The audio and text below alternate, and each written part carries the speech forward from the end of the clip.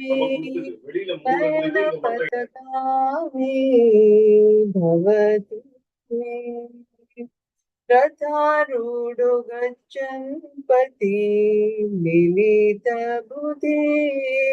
पटलैः स्तुति प्रादुर्भावं प्रति पदमुपकर्ण्य सदया दया सिन्धुर्बन्धु जगतं सिन्धु सुतया जगन्नाथ स्वामी नयन पथगामी भवतु मे परम ब्रह्म पीड कुवलय दलोत्फुल्लनयनो निवासी नीलाद्रौ निहित चरणो नत शिरसि रसानन्दिराधासर सवपुरलिङ्गनसूतु जगन्नाथ स्वामी नयन पथगामी भवतु मे नवयाचिराज्यं न च कनकमाणिक्यविभवम् न याचेऽहं रम्यां सकल जनकाम्यमरवधूं सदा काले काले प्रमथपति न गीतचरितु जगन्नाथ स्वामी नयन पथगामी भवतु मे हरत्वं संसारं द्रुततरमसरं सुरपति हरत्वं पापानां विततिमपरं यादवपति अहो दीननाथे निहित चरणो निश्चितमिदम् जगन्नाथ स्वामी नयन पथगामी भवतु मे हरे Krishna Krishna Krishna Hare Hare Hare Ram Ram Ram Hare Hare Hare Krishna Krishna Krishna Hare Hare Hare Ram Ram Ram Hare Hare Hare Krishna Hare Krishna Mataji, with so much of devotion you're singing, so much of devotion in your voice. It's very beautiful. Thank you very much, Mataji, for setting such a beautiful environment for the class. Very nice. Angel Erich Mataji, you raised your hand. Do you have something to share?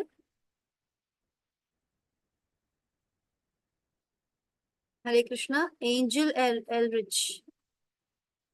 Your hand is raised for some reason. Okay. No, ma'am. Sorry. Okay. All right. So let me extend a very warm welcome to everyone who have joined the class today. And I'm glad you've made it to day 2. It's not always easy to come at 9 o'clock and be here for this spiritual class. So it's really beautiful that you're here today, and please stay on till the 18 days. So this is a 9 p.m. adult and youth English class for Bhagavad Gita level 1. Before we begin, let me pay my humble obeisances to the beautiful deities of Sri Radha Govinda temple, Sri Radha Govinda temple. So, and I would like to welcome you to the day 2 today, which is being organized by the ISKCON Radha Govinda Temple, Mangalore. As you know, the temple is located in the Kadri, Mangalore, and the temple president is Namnisha Prabhu. Let's begin with the prayer. Chitra Mataji, would you like to do the prayer as well? Mataji, you take it up, it's okay. Do it, I have no problem, but if you want to. Okay. Another day you could also do some of the days you can also do the prayer. Yes, Mataji, I'll take that. Okay, so today I'm doing it. Om Ajnana Timira Dasit Nananjana Shalakaya Chakshurunmilidam Yena Tasmai Shri Gurave Namaha. Nama Om Vishnu Padaya Krishna Presthaya Bhutale Shri Mate Bhakti Vedanta Swamin Iti Namine Namaste Saraswate Devi Gauravani Pracharane Nirvishesh Shunyavadi Paschatya Deshatarane Jai Shri Krishna Chaitanya Prabhu Nityananda Shri Advaita Gadadhara Shri Vasadi Gaura Bhakta Vrinda Hare Krishna, Krishna Krishna, Hare Hare, Hare Rama, Rama Rama, Hare Hare. So we pay our obeisances to the founder Acharya, His Divine Grace, A.C. Bhakti Vedanta Swami Srila Prabhupada, his disciple, His Holiness Jayapataka Swami Maharaj, and his disciple, Temple President, His Grace Namnisha Das Prabhu, and my Guru, Aishwarya Mataji. I thank her for the opportunity and hope I will do justice to the class. So chapter 2 is very, very important, and it actually summarizes the entire Gita. All the major things which the Gita talks about is covered in this one chapter. It's actually a long chapter, and Krishna spends a lot of time explaining the nature of the soul in this chapter. So, how much ever we learn and we hear that we are not this body or the mind or the intelligence, we are actually just a soul. It's very, very difficult to live our life with that belief because we always live through the activity of our body. And so we need to constantly be making it a daily habit to read and be in touch with the spiritual knowledge till the end of our life. As we will be seeing in chapter 8, how important it is for us to be in touch with, be in yoga, at the last moment of our death. And that's the reason why we need to constantly be in touch with Krishna, come what may. So going through a quick revision of what, I'm going a little slow. Yesterday, I had one Mataji who actually, requested that I should go a little slow. So I hope this pace will be fine. I'm trying to go a little slower than yesterday. So in chapter 1 yesterday, we began by seeing how the whole Bhagavad Gita begins with Dhritarashtra's question, and we analyzed the question very in detail. We found out how Dhritarashtra is through the words, how he is so nervous. He was asking Kim Akurbata. Kim Akurbata means what is happening in the battlefield, whereas it is so obvious that you get a rasgulla, you're going to eat it. So he's asking a question, they're in the battlefield, what do they do? So he's like quite scared that probably because it's a Dharma Kshetra. And also by using the adjective Dharma Kshetra, it again becomes clear how he's nervous. So, and he also splits, like the splitting of the milk. We saw the analogy, how the Dhritarashtra, though he's a king and he should be protecting his sons as well as his brother's sons, and he should have done his duty of handing over the kingdom politely, dutifully to his brother's children. Instead of that, he falls prey to his son's lust and his own lust. And due to his tamogun, we also made a quick reference of the 3 gunas. And we said that due to his tamogun, he was unable to take the right decision. And so he uses the term, Mamaka Pandavas Chaiva. So in the first verse itself, he says, my sons and Pandu's sons. Instead of, using them, that we are all, the whole, actually they're Kuru. They're all in the Kuru family. They all belong to the Kuru family. But then he differentiates that, so showing his mentality. So actually every word that a person speaks, it reveals so much. And the way it's analyzed, this shloka, it shows that it's so deep. Again, we looked at Duryodhana's verses. So actually, Duryodhana's verses are long from 1.2 to 1.11. We didn't do all of them, but we touched the most important one where we were able to see how Duryodhana is actually taunting his guru. He's actually poking his guru by saying that this opposite army camp of the Pandavas is so beautifully arranged by your student you have trained, and that particular student has taken a vow to kill you, and still you have kind of foolishly trained him. And look now what your trained student has done. He has arranged the whole Pandava army. So Drishtadyumna was a commander in chief at the beginning of the war. And so he was like, pointing out, look how grandly they have arranged your student whom you have trained. So he's like telling him that you should not have trained. So don't make such mistakes. He's kind of, Duryodhana wants his master, his own guru. And due to fear, he goes on, he was talking till at the end, Bhishma wants to put an end to Duryodhana's ramble.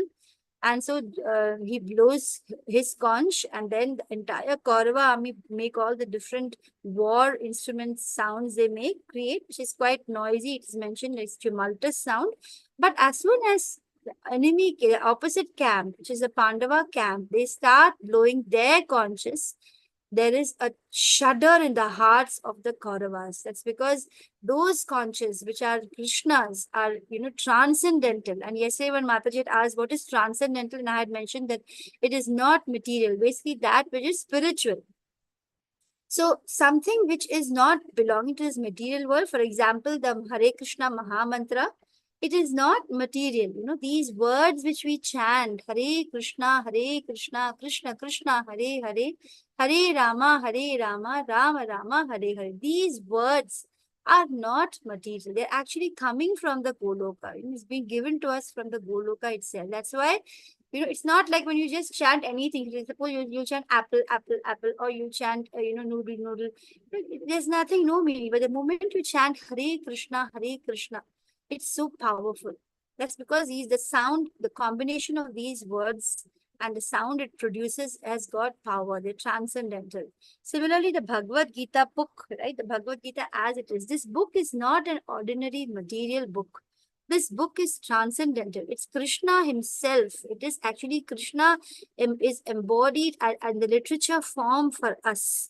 So this is also transcendental. It is actually you can't consider it as something which is material and normal. It is upper. It's beyond. So para, that is beyond. So after the blowing of the conches, we saw Arjuna's observation. And then we have when Arjuna, he actually asks Krishna to drive him to the center. And Krishna very tactfully, he drives Arjuna right to that point where Arjuna can see straight in front of him his Guru Dronacharya, his grandfather, Bhishma Pitama, on whose lap he has been playing and whom he respects so deeply. And he just can't fight after seeing all of them. He says, I can't. And he gives those 5 reasons which we listed. And the amazing thing is that, Krishna is not just an ordinary teacher. He actually teaches us how to be a good teacher. Krishna doesn't barge in and kind of scold Arjuna immediately.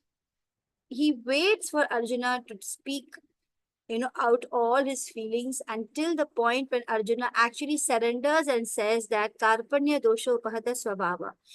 I feel so miserly weakness right now and I need your guidance. And Arjuna is so wise, he approaches the right person. He approaches the Lord himself to clarify, to help him out of this misery that he's feeling. And Krishna, he just smiles, when Arjuna will at last surrender and he changes the whole relationship between them. It was like a friendly relationship, or the charioteer and the person who's on the chariot relationship where he says, take me to the center of the field. From there, he's like down on his knees and like, I am now your student. Shishyosteham shadhimam tvam prapannam. I am asking you now, please teach me. Please explain to me. And each one of us in our lives go through these situations where we need to bend down on our knees and tell Krishna, I don't know what to do in this material world. I feel so lost. Please show me. I'm confused. right? In chapter 3, tomorrow we will also be looking at a beautiful question which Arjuna will be asking, why is it that people knowing that what I'm doing is wrong, still they are forced to do it? Why does it happen? And then Krishna will be answering, it is just lust. And we will explore the meaning of the word lust in great detail tomorrow. So lust is basically any material desire that you have. So desires, they prompt us to do things which are incorrect. So I'm just straying out, out from where we are. So let me quickly come back to the last point that we're talking about, how Krishna is a wonderful teacher.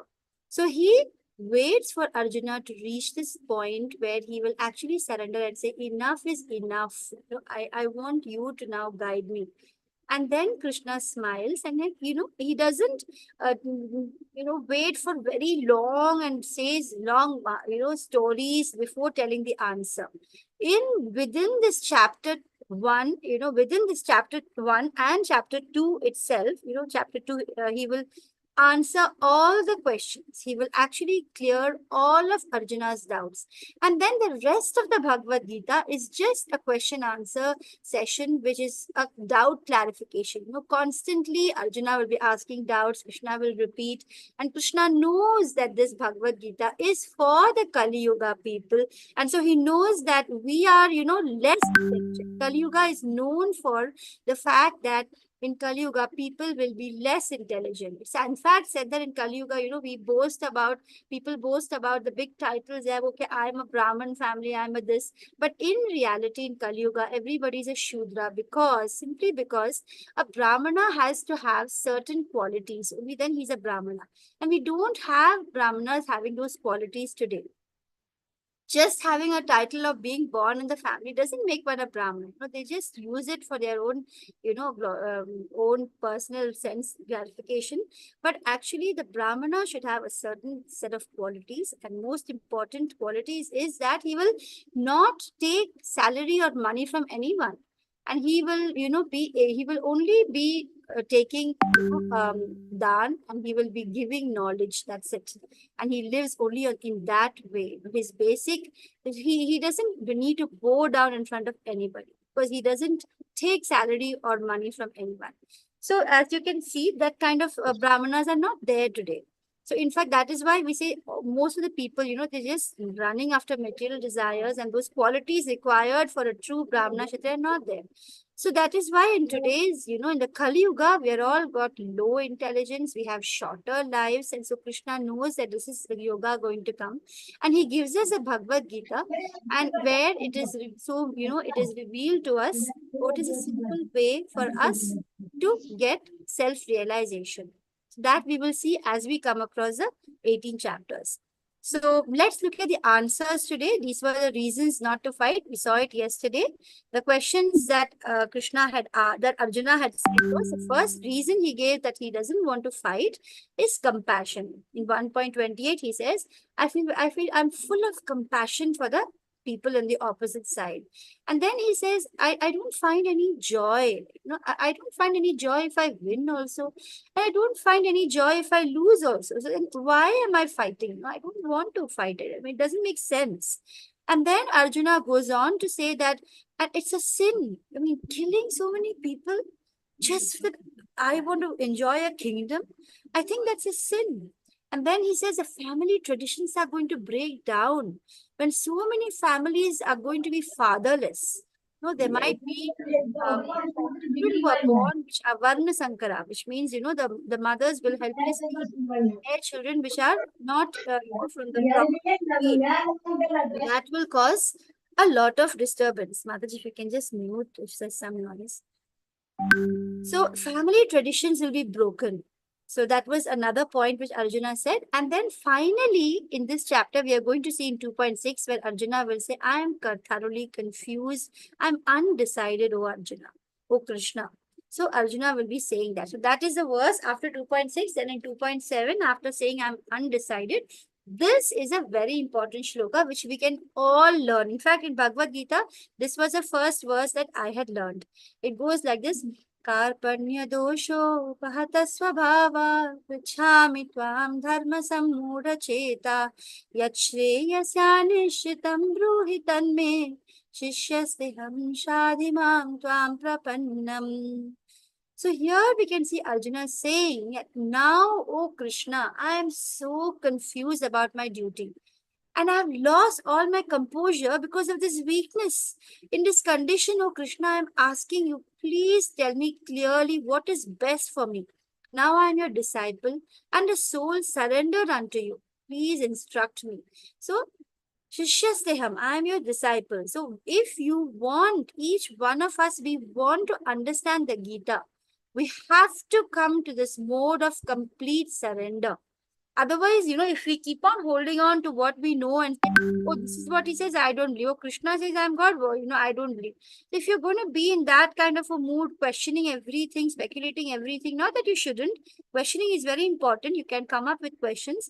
But if you're not able to surrender with that acceptance that let me get this knowledge first, let me understand. And at the end, in fact, Krishna says in the 18th chapter, he says, I have explained to you everything that you need to know. And now it is up to you. You can choose. Krishna will never insist that we do this or that. He gives a free will to every single living entity. So we choose to be stuck in this material world, to be stuck in this material body. We want sense gratification. We want to enjoy separate from the Lord, and we are trapped now. But then, by our good fortune and Krishna's grace, we have got this opportunity to study this manual of human beings, which is called the Bhagavad Gita. And when we reach this mood of surrender and acceptance of, of the knowledge which Krishna is going to give, oh Krishna, give me this now, give me the knowledge. This mood, which you can see in this picture, so beautifully the paintings are, all ISKCON paintings are so beautiful. We can see Arjuna looking at Krishna with those, tear-filled eyes, hands folded on his knees, pleading for knowledge. So we need to have this mood, and then Krishna will have a beautiful smile on his face. The next verse is about the smile, but we are not going to, say all the verses. In level 2, you will get, all the verses in detail. So during our tough times, we all also have such tough times. And when we have such tough times, there are options. You can either give up, or you can approach a higher power. You can approach spirituality. You can open the Bhagavad Gita and you can find your answers. So what did Arjuna do? He did just the right thing. He reached out to the supreme powerful Krishna himself. So what? Now we're going to look at the way we see things. Okay, I believe what I see works when your vision is impeccably perfect. You can say that I will believe what I see only if, what you see is actually perfect. So who is Krishna? Right? Let's look at who is Krishna. Can you see who is Krishna? In fact, with our material eyes, we cannot see Krishna. In fact, those who were there in the times when Krishna was there himself, so many people, they never could see Krishna as God. They wouldn't be able to see it. Only when you have that, when you have reached that stage, you will be able to see Krishna. Otherwise, not possible, especially with the material eyes. So when you're looking at something, you can see, like, suppose you're looking at a scenery, you're looking at the mountain far away. You can see the clouds are there. There's a light over there, okay, around. So you're looking somewhere. And then when you go a little closer, you can see, okay, on the mountain, there's a tree. And then you can't see anything more, anything more detailed. And then when you go closer to the tree, you reach very close to the tree and you look closely, maybe you can see that little parrot sitting there eating some berries. So that is our vision, right? Only when we get closer and closer, we get a better view of what we are looking at. So eyes are not perfect, right? Our eyes have a lot of imperfections. Similarly, how is the Lord? When we look at Lord in the beginning, right? When we start thinking about, okay, there is, some power. Most people in the beginning, when they start coming to spirituality, they will just feel that there is some power, I agree. I won't say there's no God. There is something which controls everything. There is some power. And then they will, maybe meditate and they will feel, okay, maybe God is just like a light or an energy everywhere. So that is not yet God, actually. They just seen the effulgence which is emitted from the Lord, and they think this is the Lord. For example, suppose a train is approaching, and the person is seeing from far, he will say, you know what, a train is like, it has such a lot of a noise, and it has got, several bogies. And when it comes closer, you can make out, okay, it has several bogies. When it comes more close, you can see, okay, it's driven by a driver. There's a driver there. There's an engine there, right? So we come to know only when we explore spirituality in great detail, we will be revealed to us. So when we look closer, we will see when we keep on contemplating, people who do a lot of meditation, they get the Paramatma. The next stage is Paramatma realization. The first stage which we saw where there is the light, in that stage, we are actually having the Brahman realization. We're able to see that the Lord is in the form of the Brahman. That is actually expansion of the Lord. It is his energy, that the light which emanates in the material world is the Lord's energy. We are seeing that and we think that is the Lord. But, that's not the complete picture. It's not that it's not the Lord. It's the Lord. But, it's not the complete picture. Then those who do a lot of yoga, they do meditation, they can actually experience the presence of Paramatma within their heart. And then they feel like, okay, I can feel Paramatma within me, and he's in everyone. And they start experiencing that level of God realization. So they start seeing the Paramatma. But the highest and the closest, the highest level of realization is to know Krishna, the God, as a person. That is the highest realization.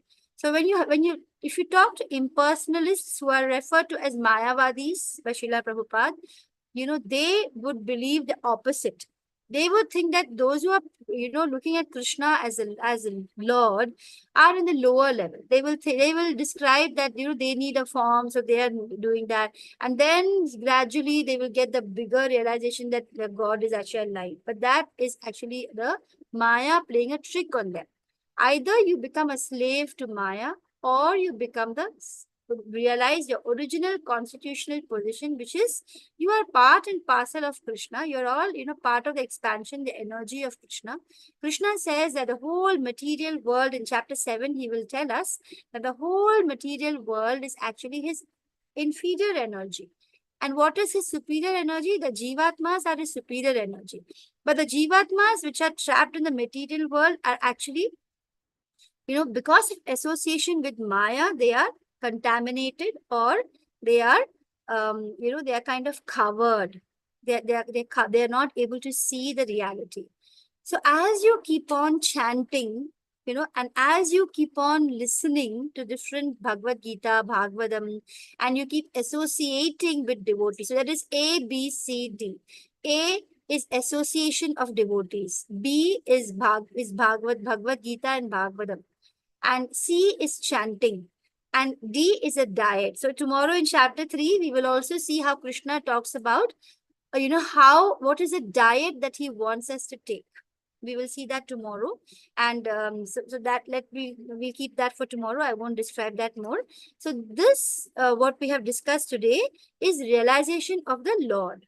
The first stage is thinking that Krishna is energy. Then coming closer, you realize, okay, Krishna, actually, I can experience him in my heart. And he's there in everybody's heart. He's there in, everywhere in the Paramatma form. That is a Paramatma realization. But the highest realization is Bhagavan realization, where you understand that Krishna actually is there as a person. He's there in Goloka Vrindavan as a person at all times. And at the same time, because he's the Lord of the universe, it's unimaginable what are his capacities. The whole, universe are his expansions. He is existing in every atom. He's existing in every person. And he knows each of our thoughts, our desires, and he gives us free will. And yet, he is there as a person. And you can actually see him and interact with him and have a personal relationship in different rasas with Krishna. He actually expands himself. When he appeared as Krishna also, he had, 16,108 wives. And it was not like he had to, go to each one separately. He was there present with all of them at the same time. Right? So he can expand. He's there for each one of us at the same time. in different forms. The way, and those 16,108 wives were actually, they were rishis who had been meditating on Krishna for years, and for so many births they have been wanting to have close association with the Lord. And that is why during Ram avatar, Sri Ram's avatar, they cannot associate with Sri Ram in that relationship, because Sri Ram was at that time in a Maryada Purushottam. So he wouldn't have so many marriages. But then he as Krishna, in Krishna, when he came as Krishna, he was having 16,108 wives and gopis. And even when the gopas, when they were playing with Krishna, every gopa boy, they would feel, when suppose they're sitting together and eating, each gopa boy would feel that Krishna is just looking at me, right? And Krishna is sitting in the center, but all around the whole circle, everybody will feel that Krishna is looking at me. So Krishna would actually, be there for everyone. He's there for everyone. And he is a person, very much a person, with whom you can deal with direct one-to-one. That relationship is possible. But that comes at bhakti, which will later on lead to prema. Those are very high stages, which comes only when we are constantly associating with the Lord, with Krishna, and we try to learn about him, his names, we chant his names. Then he will reveal more to us, right? All that. So now in this slide, what we're looking at is as what does the word Bhagavan mean? So in this, Bhagavad Gita, you will find that Vedavyas never says Krishna Uvacha. Everywhere that Krishna speaks, he makes it very clear by saying Bhagavan Uvacha. Okay.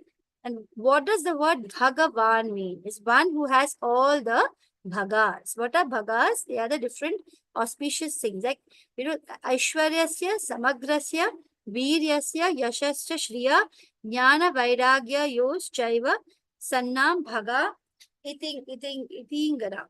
So in Vishnu Purana, it is explained what are the 6 bhagas. The 6 opulences of the Lord are, first of all, the Lord is the richest, right? Like he not only this earth, not only this solar system or this universe, but all the universes in the material world and the spiritual world, and everything belongs to Krishna. We belong to Krishna. Nothing actually belongs to us. We mistakenly think that this is mine. Actually, it's all Krishna's, everything. So he is the richest. There's no one who can match him in richness. He is the most beautiful, Mana Mohana, right? If you look at him, there is you will not be able to move your eyes from any one part which you're looking. It will be so beautiful, so all attractive. No one can match him. He is the most powerful, right? He could lift the whole Govardhana mountain as a little boy on his little finger, right? So he is the most powerful. He is also the greatest renunciate. Although the whole material world is created by him, still he's not attached to anything, right? He loves everything. He is there. God is love. Actually, Krishna is love himself. Love itself is Krishna. And so he is, yet he is a renunciate. He doesn't get, engaged. You will see in the due course of the remaining chapters how he will frequently explain about how he is there everywhere, yet he is not. So he is the greatest renunciate as well. And then, so I spoke about richness, beauty, power, renunciate. And then we have, he is the last 2 things are, he is the most famous. Right? No one is more famous than the Lord himself. And he's also the most knowledgeable. He knows everything, right? Past, present, future. He knows what's happening in everybody's mind. It's not like only one person. He knows every single thought, action of everybody. He knows, everything that is there to be known. Krishna knows. It's nothing which he doesn't know. So he is the most knowledgeable, of course. So that, although we, among human beings, among us also, some of us are beautiful, some of us are knowledgeable, some are famous, some have 2 or 3 of the qualities, but all in different degrees, and no one can have it in 100% degree. So that is the reason why we say Bhagavan. That means he is the only and one and only Lord of the universe who has all these 6 in 100%.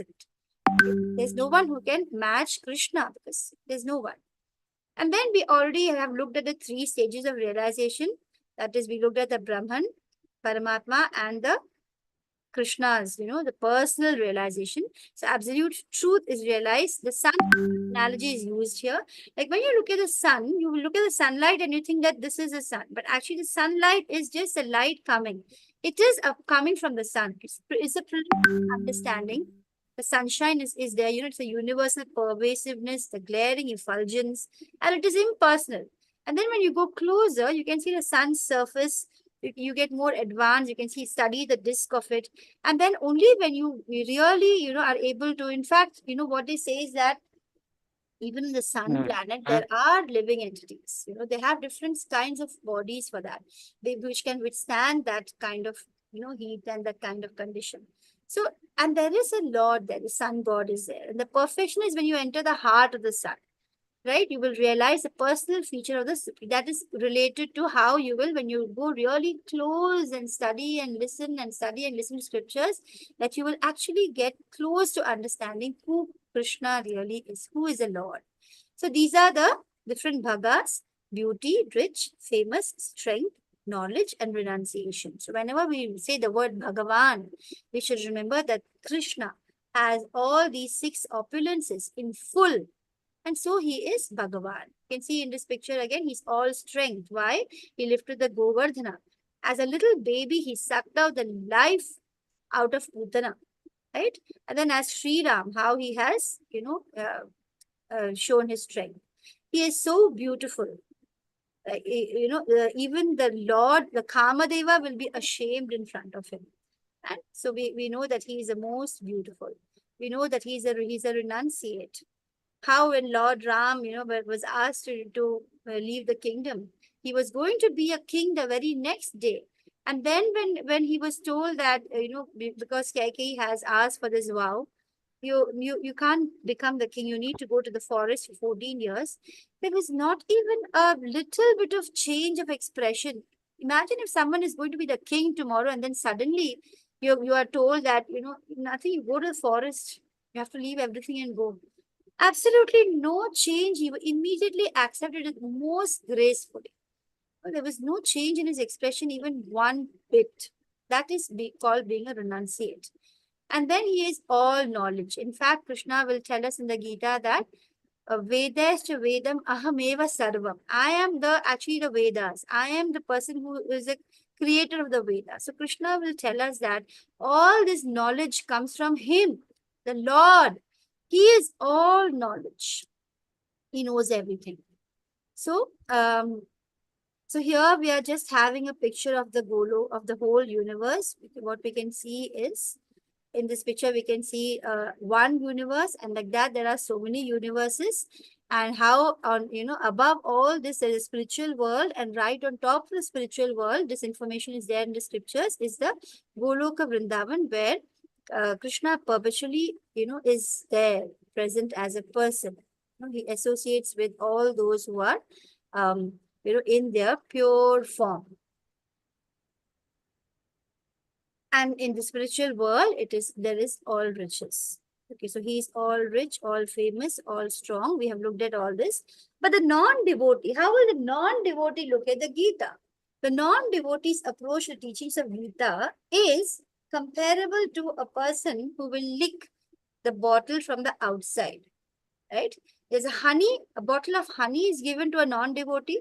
He will not be able to open the bottle and taste the honey because he's not understand what the Gita is telling you. So he will simply be licking the outside of the bottle and never understand what is the sweetness of understanding Krishna. How your life can be transformed to complete bliss. You will actually, when you get self-realization, you attain the stage of Sat, Chit, and Anand. So when you attain the stage of only Sat, when you think that God is only energy, that's the truth. It's like an eternal truth, Sat.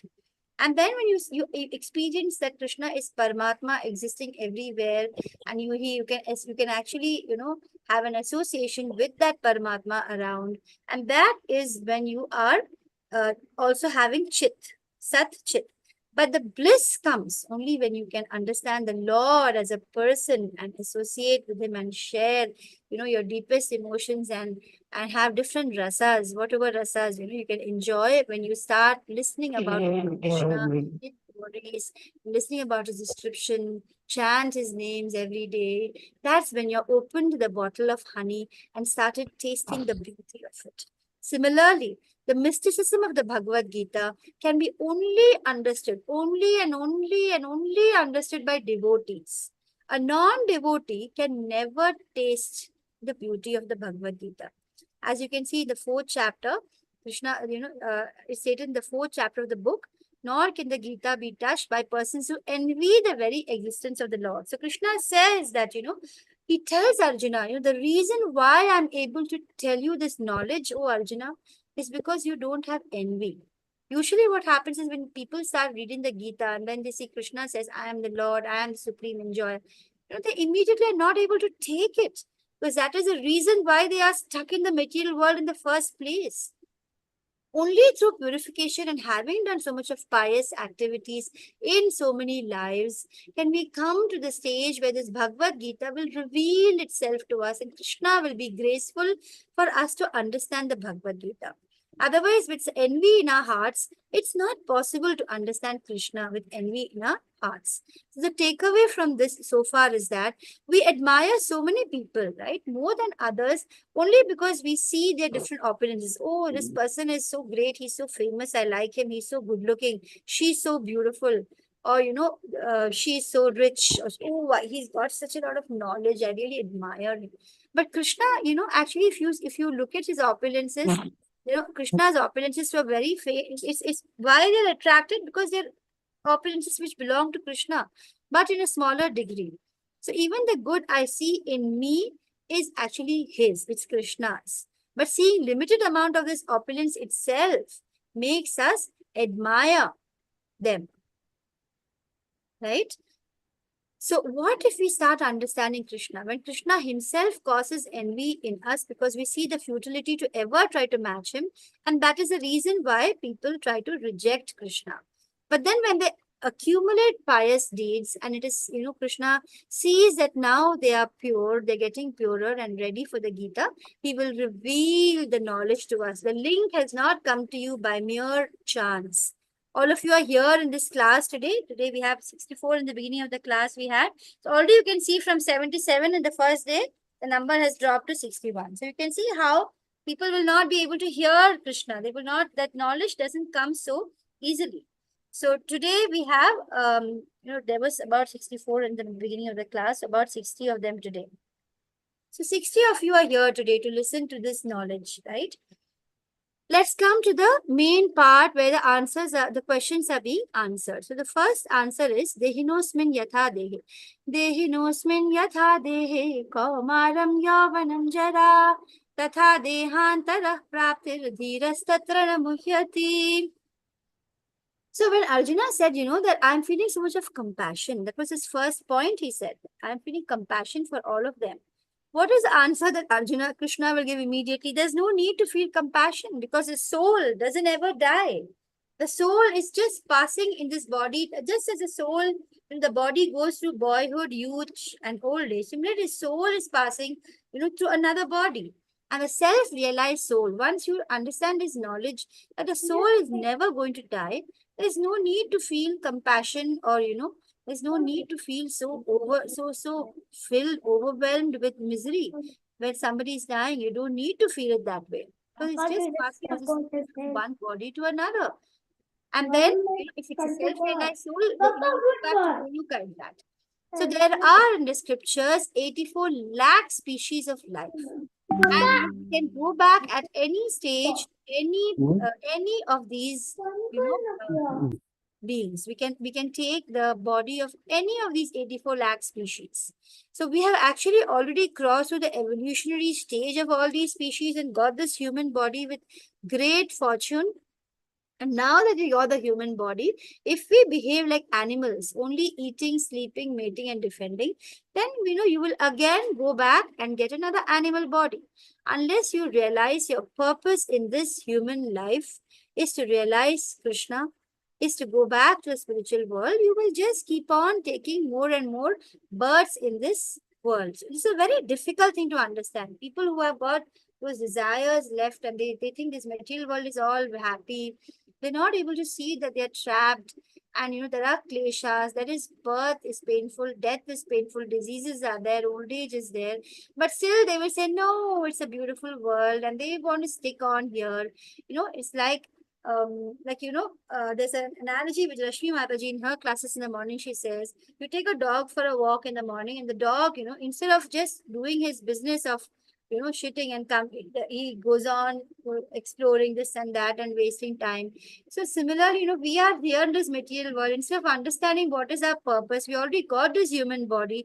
Still, we are not understanding what is our purpose. We just want to go on loitering about after temporary sense desires, which are all so temporary, right? There's no joy in this world which is permanent. Only when you realize Krishna, you experience bliss, which is eternal.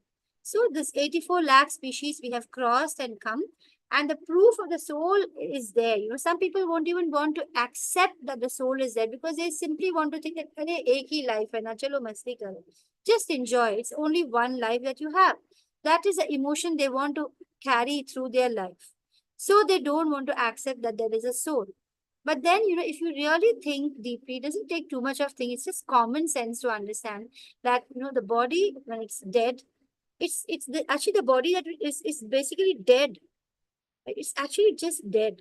The reason why now I'm able to speak and talk and the body is moving and doing all this is because of the consciousness, which is of the soul's consciousness. So it's just basic common sense. When you die, the consciousness, the soul, along with this consciousness, it comes out of the body. It's just common. That's why we also, the words which come from our mouth, he passed away. Who passed away? He's gone. Where's your father? He's gone. Where is the father? Body is there only right in front of you. It's common sense that actually there's a soul which is a real person, not the body. It's so simple. It's an intuitive understanding.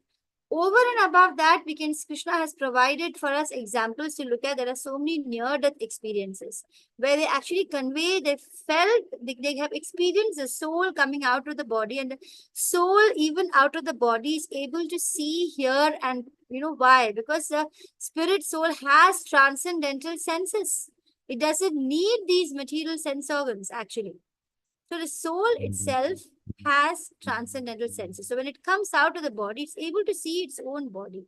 There are so many, proof where doctors who have operated and the, near-death experience or accidents have happened and people on the road, have been, almost dead. And then their soul has come out, they've witnessed everything happening. And then they've either gone back and able to share that I was able to experience myself out of my body. So we have seen there are proof. And then there are also a lot of, places where a lot of proof where people could go back and remember their past life. Lots of proof is there. So the existence of the soul there is absolutely no doubt. Krishna will, explain in many, many verses all the characteristics of this little thing called soul. It is actually the size of the soul is, if you look at the tip of the hair, divide it by 100 and again divide that by 100. 1 by 10,000th part of the tip of the hair is the size of the soul of the Jivatma, but it is so powerful. It actually is able to give us consciousness in this whole body. What is the nature of the soul? Nainam chindanti shastrani, nainam dahati pavakaha, na chainam kledayantyapo, na shoshayati marutaha. The soul can never be cut into pieces by any weapon, nor can it be burned by fire. It can never be moistened by water. It can never be withered by the wind. So these are the different characteristics of the soul in verse 2.23. And if you look at all the verses of chapter 2, we can't go through all. We are short of time. The soul is eternal, it never changes. It is indestructible, imperishable, immeasurable. The soul is never a slayer, nor is it slain. There is no birth or death for the soul. It never comes into being. It does not come into being, and it will not come into being in future. It is unborn, ever existing, primeval, immutable, cannot be cut to pieces, burned to fire, moistened, withered by wind. It is unbreakable, insoluble, not burned, not dried, everlasting, present everywhere, unchangeable, immovable, eternally the same, invisible, inconceivable, and amazing. So some people are able to see that look at the soul as amazing, whereas some of them just want to close their eyes and even deny its existence. So what is the takeaway from here? The stress, frustration, anxiety, depression, etc. that we are experiencing, all this is simply caused only because of our lack of knowledge that we are not this body. When we identify ourselves with the body, we will feel stress, frustration, depression, anxiety, all these. The solution actually, when we start not just knowing but experiencing, that we are the soul. We feed our body, but we're actually starving our soul. What does the food the soul want? The soul is longing for Krishna. The soul knows that it is, part and parcel of Krishna, is longing for Krishna. So whenever we feel morose, it's because of the imbalance of nutrition. We are feeding our body, we are eating everything we are doing for the body, but we are not providing spiritual knowledge or leading ourselves to the path of awakening or self-realization.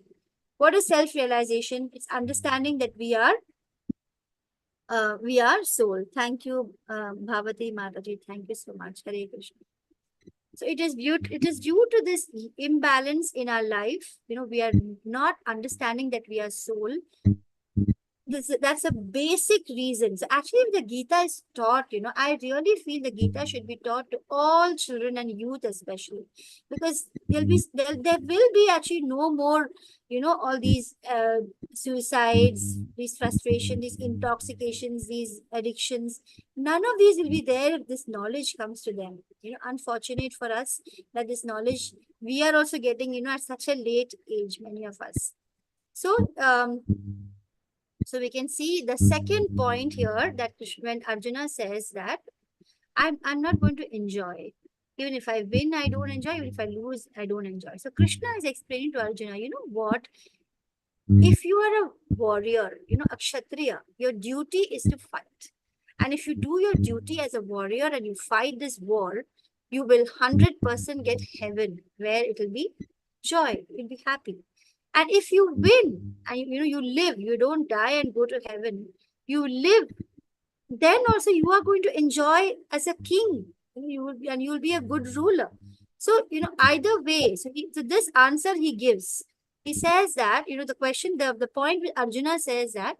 So we spoke about compassion, and the answer is a soul. There's no need to lament and feel compassion, because we are not the body, we are soul. And then when Arjuna says no enjoyment, Krishna answers by saying, you know what? Actually, you're going to enjoy both ways. He says, Hato va prapsyasi swargam jitva va bhokshase mahim tasmat uttishta kaunteya yuddhaya krita nishchayaha. Stand up with firm determination and fight, because if you win, then you're going to enjoy earthly kingdom. And if you're killed in the battlefield, so what? Because you've done your duty as a kshatriya, you will surely attain heavenly planets. So he says there's the point about no happiness actually doesn't exist. That is the answer that Krishna gives for the second point. Now let's look what he gives for even for these answers. Your enemies, he also tells him, that your enemies are actually going to say many unkind words to you, which are going to literally hurt your emotions. So Krishna uses 2 or 3 verses to actually explain how you think that you're going to feel all right if you run away from the battlefield and say, oh, I feel so compassionate, and you go away, but actually your enemies are going to laugh at you. And when they laugh at you, it's not going to be the best of emotions. So he says, Krishna is saying in 2.37, Avachavadamsh bahun vadishyanti tavahitaha nindantastava samarthyam tato dukkhataram nukim. So tato dukkhataram, be more painful than this, there will be nothing. You will actually feel very, very hurt when everybody will be laughing at you. So Krishna is explaining it so well. And then Krishna will also explain that there is no sin. But Arjuna has made this point that it's going to be sin. So Krishna says in this endeavor, there is no loss or diminution. And even if you make a little advancement on this path, you can, it can protect you from the most dangerous type of fear. What is the most dangerous type of fear? It is a fear of death. So, Neha Vikramana Shosti Pratyavayo na Vidyate. So there's going to be absolutely no loss of when you try in the path of spirituality, there is going to be no sin. So here we can see the examples here of Hanuman. We can see Hanuman when he burns down the whole of Lanka. People may say it's such a wrong thing to do, you're burning the kingdom, but actually there is no sin in what he's doing. Similarly, in this picture you can see Vibhishana. He's a brother of Ravana.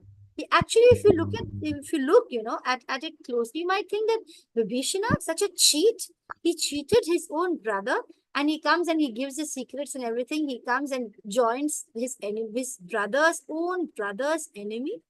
But then when you are with the Lord, there is nothing wrong. He's coming to Ram.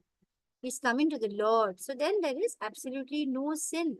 When you are, in yoga, when you're doing your chanting every day, every action you do, you're doing with Krishna consciousness. Nothing you do will be wrong, even though it may appear to be wrong from outside. Even if you're displaying anger or you're doing, something which may appear to be wrong, actually it will not be wrong because you are in yoga, you are in bhakti, you are in association of the Lord. So this is what Krishna explains to Arjuna for the point he makes that if I'm going to kill so many people, won't it be sin? Swalpam apyasya dharmasya trayate mahato bhayat. Even a little bit, if you are in dharma, it will save you from the biggest and most dangerous types of fear of doing any kind of a sin, right? So that is also one analogy. So here, this is a picture of how this squirrel is, I think getting attracted to the light, something like that. Okay, and this one, I forget that association. So let's move on to the next one, the family association. Okay, so he says the family traditions are lost. So in 2.46, Krishna explains that all purposes that are served by the small pond can at once be served by great reservoirs of water. Similarly, all the purposes of the Vedas can be served to one who knows the purpose behind them. So the Vedas mainly deal with the subject of the three modes of material nature, which we'll be studying. So Krishna is telling Arjuna, Traya Gunya Vishaya Veda. Traya Gunya. The Veda is telling us about three gunas. Tamogun, Rajogun, and Sattvagun, which I had explained a little bit yesterday. Nistraya Gunya Bhavarjuna. Come above all these three gunas. Nirdvandvo Nitya Sattvasu. Be nirdvandva. Be free from dualities. This is good. This is bad. This is sin. This is not sin. This is, I like this. I don't like this. Rise above all that duality. And rise, above all the anxieties for your gain and safety, worrying about the results, and then be established in your own self. When you do that, you will be becoming a role model. And then that is what the world will look up to. So it's not, that you're breaking the family tradition in this war. You will set a wrong example if you are going to run away from the battlefield. So you need to understand that rise above the three modes, transcend above them, be free from dualities, be free from anxieties, do your duty, and then you will be able to set an example. So that is the answer that he gives for family traditions. He said that you need to be a role model, right? So Bhavati ma'am is very right. It should be taught at a young age. Please, all of you, I request everyone, Chitra Mataji has posted the attendance. I will look at the question after I finish this chapter. We are already close to 10. So let's look at this verse. Vyavasayatmika buddhir ekeha kuru nandana bahushakha hyanantascha buddhayo vyavasayinam. So in this verse, we can see Krishna is telling us that, instead of going on worrying, should I do this? Should I not do this? This, that, is this right? Is that wrong? Simply have one resolute purpose. I am serving Krishna. So he says, oh, beloved child of the Kurus, Arjuna, your intelligence, don't make it so many branched. A strong faith, if you have Krishna consciousness, you will be elevated to the highest perfection of life. And that is called Vyavasayatmika Buddhi. Having one single minded, I am serving Krishna. There's nothing more to think after that. Like how Arjuna is able to see only the eye of the bird when he's hitting his arrow. You don't need to look at the whole world or the bird, the tree, and I can see everything like how the others saw. If you know that part of the story, you can only need to focus your whole mind on Krishna. That's all that is needed. So so you don't need to be so undecided. So every answer Krishna has given by the end of this chapter. So Shri Bhagavan, let's look at the verse 2.55. 2.55, Shri Bhagavan, Krishna is saying, Shri Bhagavan Uvacha Rajahati yada kaman sarvan partha manogatan atmanyevatmana tushtahas sthita prajnastadochate. So this is an answer to Arjuna's question in 2.54. Who is a sthita prajna? This is a very beautiful set of, if you get time, you must sit and read this 2.54 till the end of the chapter, where Arjuna asks, who is a sthita prajna? How do we know that a person is, in equanimity, not affected by dualities, above the three modes, that kind of a sthita prajna? How can you identify such a person? So Krishna explains, oh Partha, when a man gives up all varieties of sense desire, which is simply coming because of the mental concoction, and when his mind starts finding satisfaction in the self within him, that is who he really is, then he is in pure transcendental consciousness like Prahlad. All of you must be knowing the story of Bhakt Prahlad. Who was Bhakt Prahlad? He was the greatest devotee who learned the whole understanding of the fact that we are soul, we belong to Krishna. Krishna is the Lord of the universe, and there's nothing for us to worry. He is in control. Everything is happening because of our own past desires, karmas, or whatever. And if we surrender to him, we are saved from this material world. This knowledge was given to him by Narada when he was in the womb of his mother, who is the wife of Hiranyakashipu.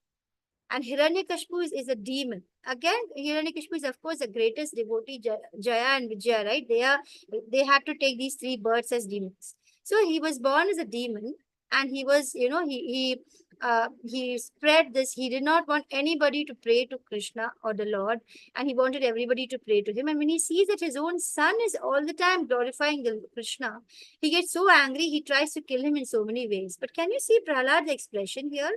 Unmoved. He is totally there's nothing, it doesn't matter to him if these people are coming with all these poisonous snakes are being put on him, people are throwing spears at him, he's thrown from the highest of mountains, he's made to sit in fire. Nothing. If Krishna protects him, once you become a devotee, right, Krishna will protect you. There is nothing for you to worry about, and any disturbances which come, they're only there to elevate you and to remind you about him and to take you back to him. So we have seen Krishna is saying that, oh Partha, when a man gives up in all sense desires, which mental concoction, and then when he starts finding satisfaction, like you can see how Prahlad in the fire also, he is, has his full faith in Krishna. Srila Prabhupada is another example. He goes to the Western world with just some 40 rupees or something. He has hardly any money. He's going in a cargo ship. He has a couple of heart attacks on the way, but then he is firmly determined that he will go and spread the message of the Bhagavad Gita. To whom? To those hippies who are all the time having drugs, doing illicit sex, gambling, all that. And he actually goes and makes them from hippie to happy. They find the intoxicant of the holy name more enchanting, more joyful than the drugs they were taking. And all, the chanting and the understanding of Gita from Prabhupada makes them, feel that all these other joys which they thought were joys were actually, nothing. So when you start having higher pleasure, you start enjoying Ananda of being with Krishna, all these material pleasures will become so insignificant for you. They will not be of any importance anymore. These are very important verses, 2.62 and 63. Dhyayato vishayan punsa sangeseshu pajayate sangat sanjayate kama kamat krodho bhijayate krodhat bhavati sammoha sammohat smriti vibhramaha smriti bhranshat buddhinasho buddhinashat pranashati. This is, very, very beautiful 2 verses which you can learn it up. These are also maybe the second set of verses I learned. It says, it teaches us how you will be led to your downfall if you attach your mind to any sense object. The moment you keep on thinking about sense objects, you will develop an attachment for them. An attachment will automatically turn to lust. You will allow, that attraction from your thinking stage to your feeling and willing. You will want to do those things which are not correct. And from lust, anger will definitely arise. From anger, there will be delusion. You'll be bewildered. Your memory will be bewildered. Your intelligence will be lost. And then you'll be having a downfall into the material pool, even though you have actually started a spiritual journey. So you must be aware, of what kind of thoughts and what kind of people you're associating with. That's why once you come to bhakti, you need to search for devotee association. Because in case, if you associate with devotees, the same will apply. Dhyayato Vishyan Punsa Sange Se Shubha Jayate. If you're constantly thinking about Krishna and you're constantly thinking about, being in devotee association, then you will be attracted and taken away by that positive energy rather than this negative downfall. It will take you up the ladder of spirituality. So if you contemplate on objects of senses, then you will develop attachment, lust, anger, delusion, bewilderment, loss of memory, fall. These are the 8 stages. And so the takeaway from this is that an empty mind might be a devil's workshop, or even if it might not, but certainly it's not a workshop where constructive thoughts can be there. Hence, if you do not let yourself to contemplate on the object of senses, this can be done by tasting higher pleasure. So, there are many of these yogis who think that, oh, I am going to sit and I'm going to restrain my senses and control them. But actually, they end up falling because, even though they say I am no sense anymore, my senses don't feel the need of any gratification. But actually, the senses, need some sort of gratification. So, we actually convert everything to Krishna. We Krishnatize everything. You listen to Kirtan, with your ears, you see the Lord's images, you taste prasada, and you are touching, be in the temple, in the association with devotees, you only have the touch of devotees around you. So all the senses, you Krishnatize them, and you start enjoying higher pleasure. And then these lower pleasures will not mean anything. We engage ourselves and we get ready for the last hour of remembering Krishna. With that, again, today I've taken 5 minutes extra. I'm very sorry. I'm thankful to all of you who have stayed with us. So yes, Sunil, I'll come to the chat and also answer your questions. I'll just quickly do a summary. So we have looked at the how, all the questions being answered. Compassion, we are not the body, so there's no need to feel so compassionate. We are just souls, and the soul is just going along its journey. There's no enjoyment. No, there is enjoyment in heaven or in the ruling of a king. There is, with the fear of sinful activities, no devotional activities should be done. Destruction of family tradition, Krishna says, just be a role model. Otherwise, you're going to set a worse example. Indecision, Krishna says, be single-minded. Don't be so undecided. Just serve the Lord. Be my instrument, he says later on. Right? So with that, we have answered. Krishna has answered all the questions. In this chapter, we have seen all these different points. We have seen about indecision to surrender, how Arjuna moves from indecision to surrender. We saw how our real identity is. We are actually soul. The subtle body and gross body are covering us. We will see that more detail in further chapters.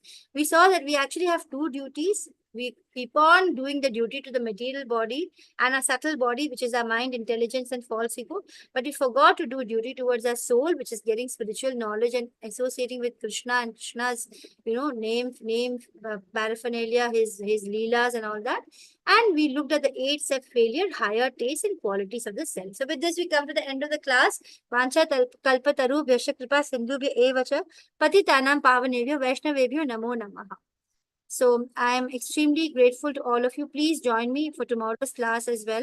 Let's look at the doubts. Chitra Mataji, would you like to read the doubts? or anybody who can, you can also raise your hands and say, ma'am, I don't know how to read Sanskrit. So there is Manju Mataji, you don't need to learn Sanskrit per se. To read the Gita, you can, there are so many different, classes where they teach you to read the shlokas. Once you get a hang of how to look at those alphabets, if you know Hindi, it's very, very easy to read Sanskrit. And even English, they have those different, signs. If you, once you know that, you'll be able to read it. It just requires a little practice. How can I practice? I think we have classes of shlokas also. So Yes, Mataji. yeah. I can post the link. Yeah, I'll post Yeah, Chitra Mataji will post the link where the shlokas are being taught. So Manju Mataji, you can join that. Gaurav Prabhu is saying, we understand we are soul, which is immortal and constantly in our body. However, does every soul have identity and its extension? Yes, of course. Yes, Gaurav Prabhu. Every single soul has its own separate identity from the Lord. It is, Krishna tells us in one of the verses very clearly that you have existed all the time and I have also existed. So when he says that so clearly, we know that, that we have separate identities. And we are, again, an extension of the Lord himself. We are part and parcel of the Lord. And so we actually have the same qualities as the Lord, but in lesser quantity. So yes, that's right, Gaurav. Sunita Mataji says, how do we read a shloka? Yeah. So then that with practice, Mataji, your symbols, you will be able, on top of A, if there's a line, we say and below S, it's S. If there's a line, it's sh. So all those kind of, things with, there are, in fact, in the book itself, the Bhagavad Gita itself, there's a page where they will explain all that. Shrimoi, is it Mataji?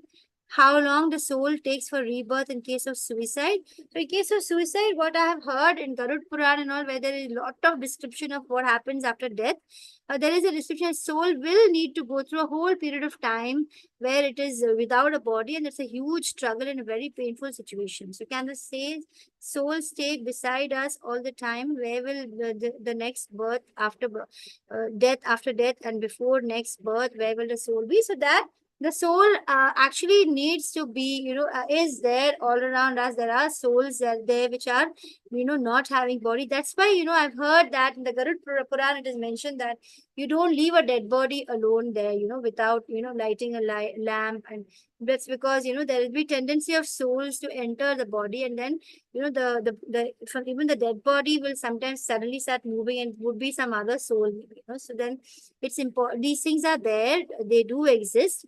And but if you're in Krishna consciousnus, nothing will disturb you. Krishna will protect us from anything.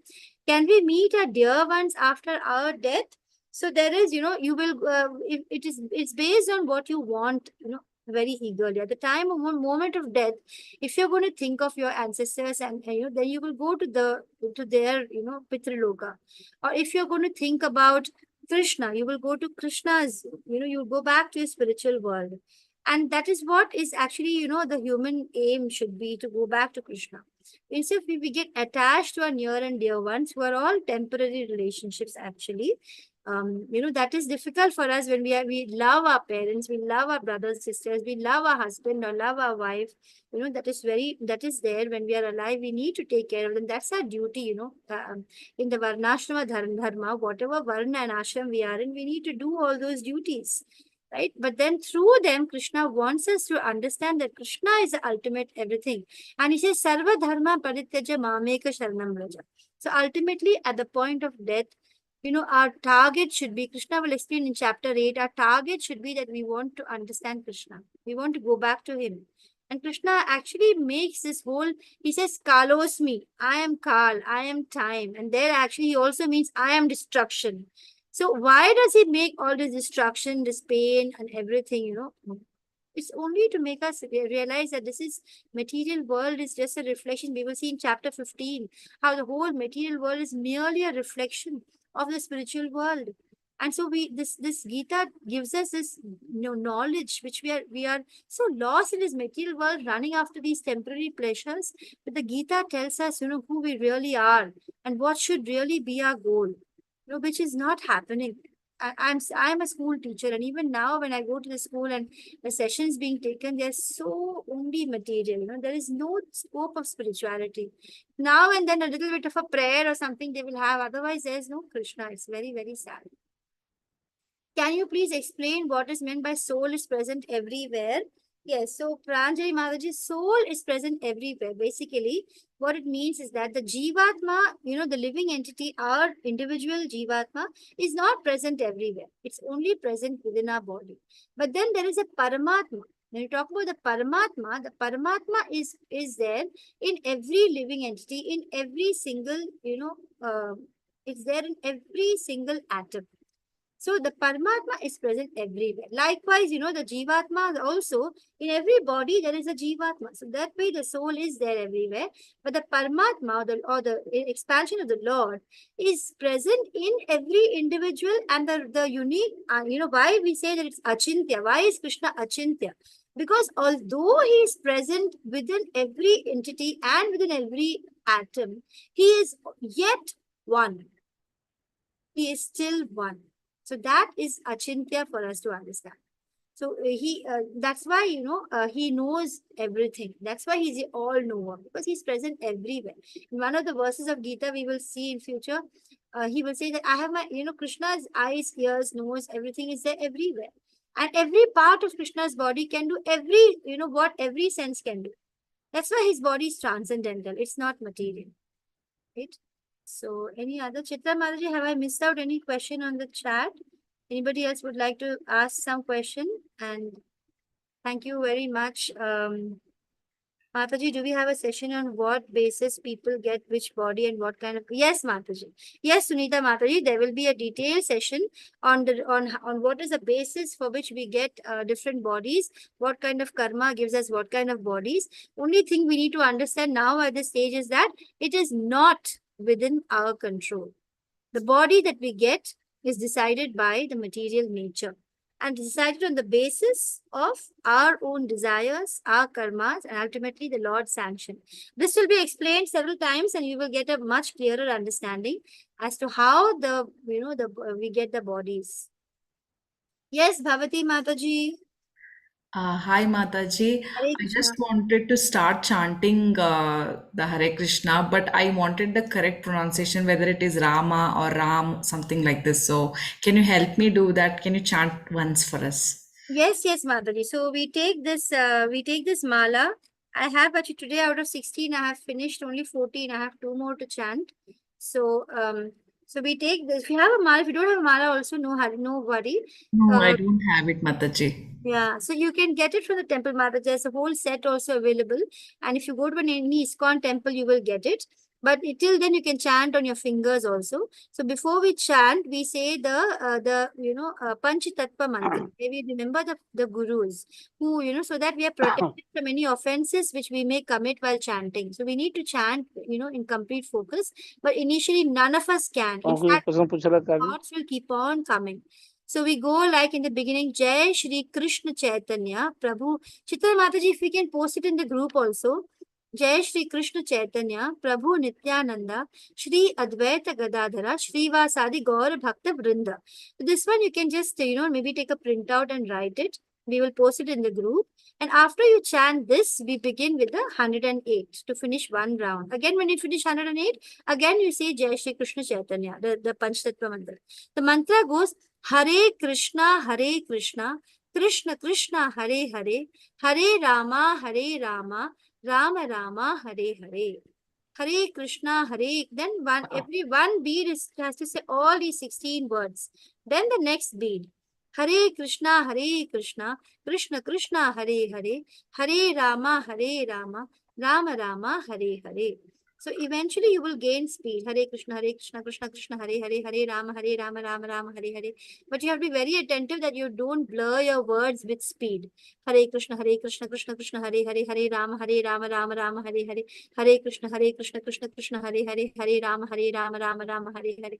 So a little bit if you go like Rama or Ram, Krishna or Krishna, it doesn't matter that much, like when a child is lovingly calling his mother, if he says Ma or Ma, it doesn't matter. Krishna knows that you're, calling him. Right? So that's Thanks, Mataji. Hare Krishna Mataji. Hare Krishna. Hare Krishna Mataji, on behalf of my daughter, I am asking the question. She is telling that after completing the courses, we have to solve the question and answer. So when will you provide the question and answer? There is no portion, Prabhuji. There is these, you have these chapters posted in the group.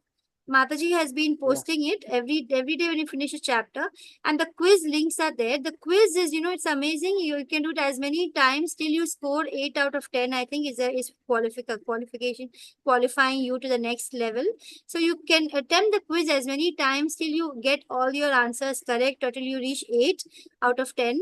And then when you finish all 18 quizzes, you get the certificate automatically. The quiz link is being When, shared by Chitra Mataji in the WhatsApp group. The quiz link when is do shared we in the WhatsApp when group. when do we get the quiz link? When do we get the quiz link? Yet Hello? to be shared.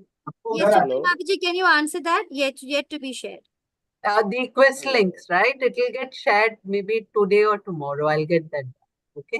Oh, and yesterday my daughter has left the class. Actually, she forgot to attend the classes. So yesterday questions, yesterday questions we have given or not? Yeah, up to the present time, have started giving the questions or not? No, we'll share the quiz links. I think there Anuradha Mataji, she's our admin. She will share it. I'll tell her to do that. Okay. Okay, Yeah, Today धन्यवाद night or माता जी. tomorrow you should get it. Okay. Yeah, you can do chapter 1, chapter 2, 1 or 2, 3 chapters in a day. And even if you miss out on a few days, you can always catch up. And by the time you finish your 18 days, you can try and finish all the 18 quizzes. There are only All, 10 all questions. the all the 18 quizzes in one day. No. You can do 1 quiz per day. You can do 2 if you want. So I started. You can So do I more than started queue 1. was not. So I started queues. I started queues was okay. Thank you. I think the link has come on. I think so. Okay, I will see. Then I will. Yes, Prabhuji, if you have anyone has any problem in doing the quiz, we will share the screen and show you how to do the quiz also. Okay, we will do that. Okay, thank you so much. I think we can end today's class. Thank you, Sunita Mataji. Please continue, all of you being in the class till the end or till the 18 days is my only request. Hare Krishna. Thank you so much. Please, you can Hare have Krishna Mataji. Hare Krishna Mataji. Hare Krishna. Krishna Mata. Hare Hare Krishna Krishna Mataji. Mataji. Hare Hare